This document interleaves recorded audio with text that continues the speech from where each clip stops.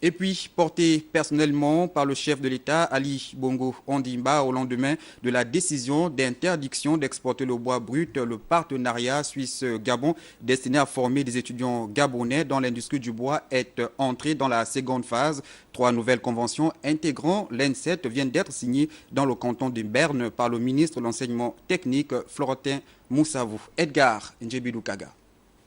Première étape de la visite du ministre gabonais de l'enseignement technique dans le canton suisse de Berne, la signature de 3 conventions spécifiques du partenariat initié en 2010 par le chef de l'État, dont le bilan d'étape est positif. 120 étudiants en formation par apprentissage de type dual ici à Bielbienne et dans les lycées techniques de Libreville et Port-Gentil. D'un côté, à continuer la formation des futurs cadres du bois.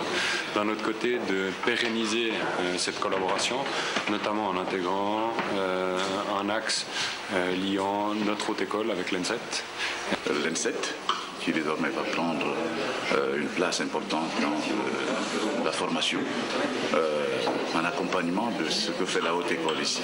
Donc, au niveau du Gabon, certains Gabonais qualifiés pourront parfaire leurs connaissances, leurs compétences, de manière à mettre à la disposition de l'État gabonais des enseignants qualifiés dans les métiers qui sont pratiqués ici.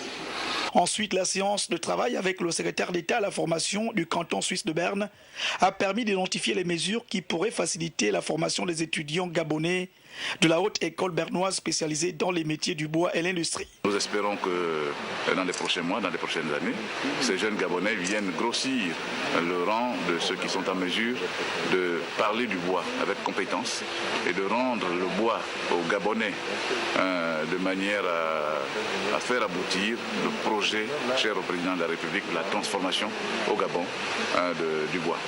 Le secrétaire d'État suisse a été invité par le ministre gabonais à la 57e session de la conférence des ministres de l'éducation des États et gouvernements francophones que Libreville va abriter avant juin 2016.